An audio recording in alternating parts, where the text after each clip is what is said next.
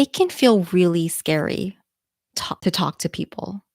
It can feel really scary talking with people. And this can go anywhere with you, whether you're at the line in the grocery store or you're shopping and you and the person in line make eye contact. You give maybe like a tight smile, if that. What do you say? Or maybe you walk into work in the morning and your colleague says, "Hi, how are you?" And you respond with, "Good." And you? And they say, "Good." And the conversation is dead before it's even taken off the ground. Do you know what I'm talking about? And so what is the secret to making socializing easy peasy, as easy as tying your shoes, something you've been doing since you were a child? For those of you who are new here, hi, my name is Nicole Jeanne. I'm your people skills coach, and I help you converse with ease and get more friends as an adult. And today we're talking about the secrets to making socializing, making carrying a conversation with another person easy as pie. And we are so internally fragile that when someone says no, we feel like we've been rejected.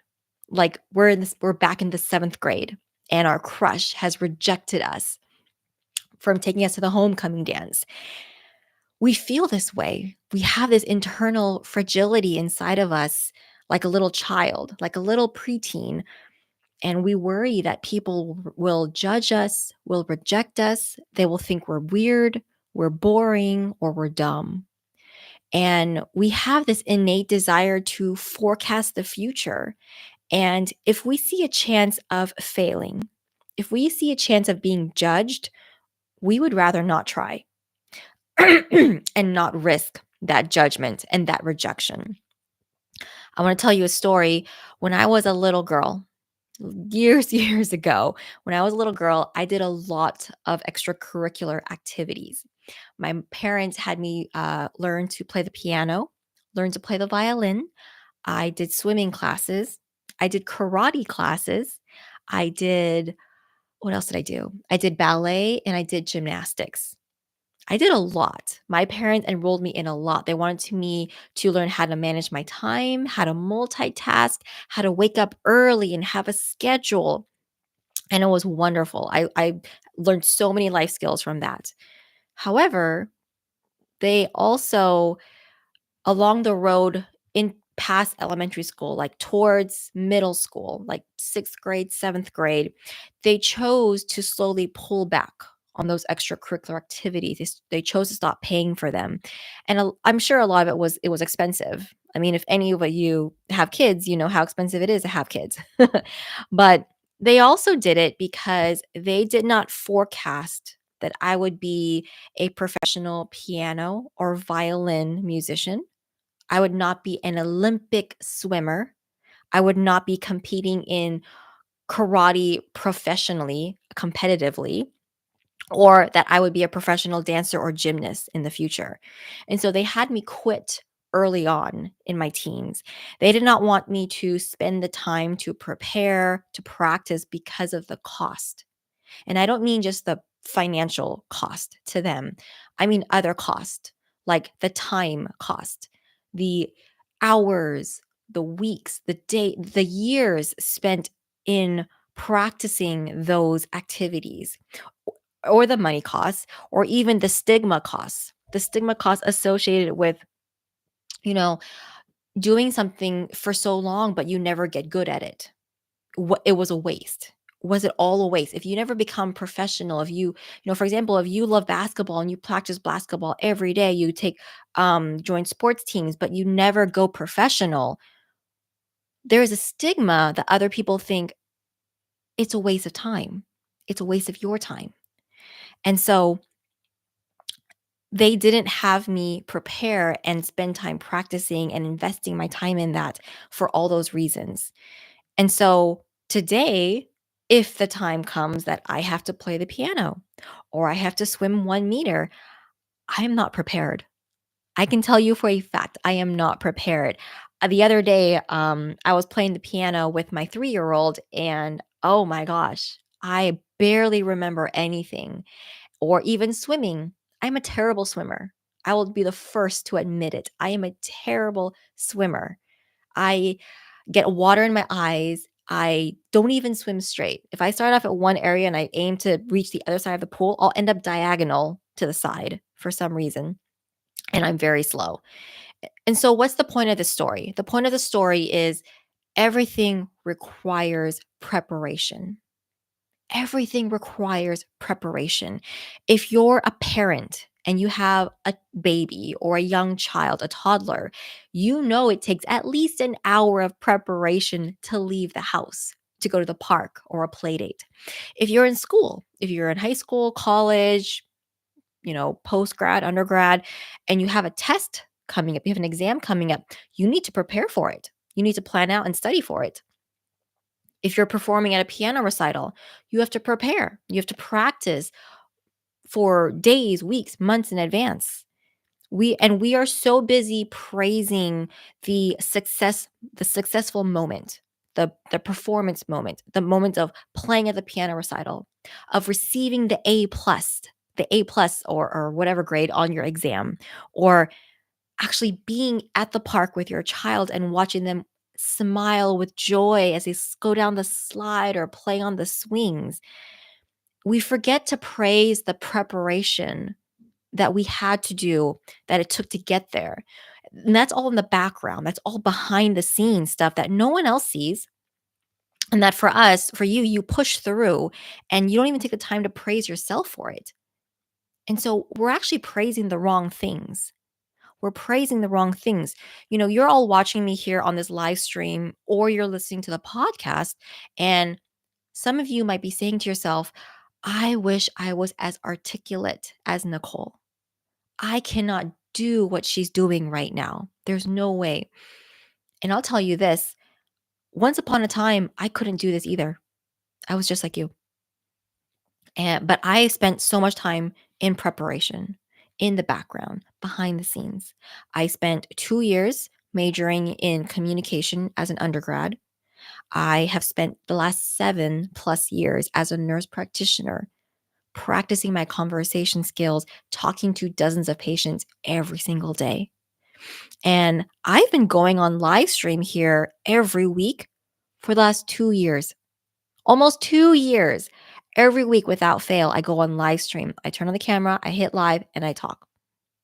And so this has been my preparation.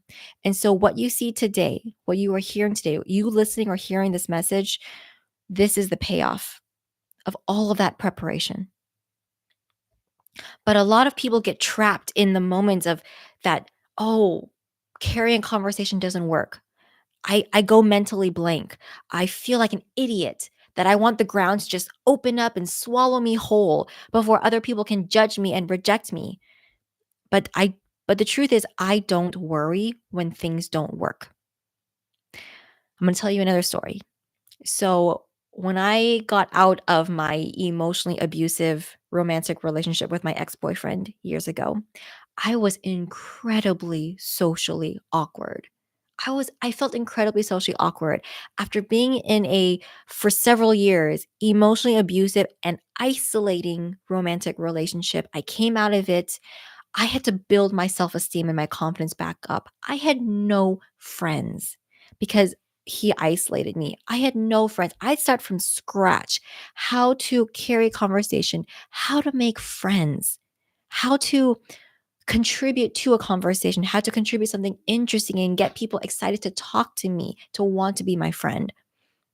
I remember one week during this transition, during this time in my life, I was really excited about. I was really into makeup at the time. It was a phase I was going through, and there was a launch for a new makeup blush for your cheeks at Sephora, and I was so excited. I watched all the YouTube videos, all the reviews. I was so hyped. I was so excited to try it. And at the same time, this week, a guy flirted with me and he was being nice and funny and witty.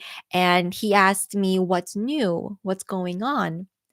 And I literally told him, I just bought this new blush for my cheeks and I'm so excited. And he looked at me like I grew 3 horns out of my head. And when he walked away, I felt To the bone, I felt ashamed. I felt so ashamed. What kind of flirting was that? I talked to him about my blush, about makeup? What? I felt so ashamed, so socially awkward. But the truth is, what does not seem to be working is working on you. What does not seem to be working is actually working on you. It is the prep work, it is the preparation work for you to become the person you need to become to get the outcome you want. And so, time, the right chance is literally the intersection of preparation and opportunity. Literally, the right preparation meeting the right opportunity, meets at time and chance. And so, the person who wins the swimming competition, that's the one who prepares the most before the race starts. The person who seems so at ease in conversations, knows how to build warmth, knows how to make people feel comfortable and crack jokes and make people admire them and think they're so charismatic. They're the ones who've been preparing all this time in the background. Preparing yourself will take time, but most people don't want to spend that time preparing because they want to spend the time doing other things. And they'd rather do other things so they don't prepare. And it's not going to be easy, but it's going to be worth it. It's going to be worth it. It's the holidays right now as I'm talking to you, as I'm recording this, and I just mailed out our family's Christmas cards a couple days ago. And I mailed out, I think maybe 70 Christmas cards this year. And our Christmas card list, mailing list grows every year because every year I meet new people and I make new friends. And I love it because every year I look at our mailing list, our Christmas card list, and I address the envelopes, and it's an annual marker for me. Every year that I do this, it's a marker at the end of every year that look how far I've come, look how many more people I've brought into my life, look how many more relationships and friendships I've created and nurtured. How amazing would that be for you? How amazing would that be to see at every December your friends list is growing? More to have more people blowing up your text messages saying they love you, they loved spending time with you, they got your Christmas card in the mail and they're so happy you're in their lives. They loved bonding quality time with you over coffee last week and they cannot wait to see you next time. How amazing would it be to feel that? That feeling, that is the payoff from all the preparation. Everything you're doing is working. It's either working for you or working on you. And so many people don't like the feeling of when it's not working on you, so they stop working on it. But if you stop working on it, then it stops working for you. But if you work on it for so long, then you will become the person for whom it can work. And so when it feels like it's not working, when I feel this opposition, that's when I know it's working on me. When I feel socially awkward, when I make conversations and I feel like an idiot for saying something, I know it's working on me. And so, for example, the guy I was flirting with years ago, and I talked about my makeup blush, and I felt like an idiot when he walked away. I knew that moment was working on me because I was learning what doesn't work in conversations. People wonder now, Nicole, you're such a people person. Nicole, how do you just get so excited to jump into conversations with strangers? And it's because I now know what doesn't work in conversations because I have had so many conversations that I've run out of bad things to say in a conversation. I've run out of how to have a bad conversation and how to not get friends. I've run out of ways to do that. Now I know how the right ways to do it. And so when it feels like it's not working the right way or it's not working for you, it's a sign you're going in the right direction. It's just like if you're exercising, you want to get stronger biceps, you're doing curls with weights, or if you want to get a cute bubble butt and you're doing squats, 50 squats, 100 squats a day. You don't have stronger muscular biceps or a cute bubble butt the next day. No. The next day, your arms are sore, your butt is still saggy, and you feel horrible. You feel weak. You feel sore. You feel in pain. So feeling worse actually comes before feeling better.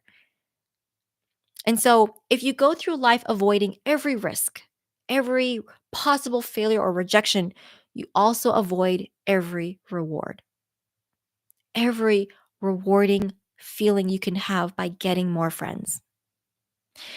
If you don't prepare, then when the opportunity presents itself, when the opportunity comes into your life, when the people who are supposed to be your friends come into your life and you're not prepared to open your mouth and speak and talk with them, your lack of preparation will expose you. Some of you are so close. I it may not feel like it, but you are so close. You don't even know it. Don't be deceived. It is working for you. It is making you a better version of yourself than the version you are today listening to this message or watching this replay. And so I hope I said something that resonated with you. I hope this was valuable. I hope this made you believe, because you would not have heard this message today if I had quit years ago. So don't quit. You are almost there. You are almost there, I promise you. And if you are not almost there, you are at least further than where you were last year. And so I hope this was meaningful. I hope this was helpful. I love you all, and I will see you all on the next episode. Bye.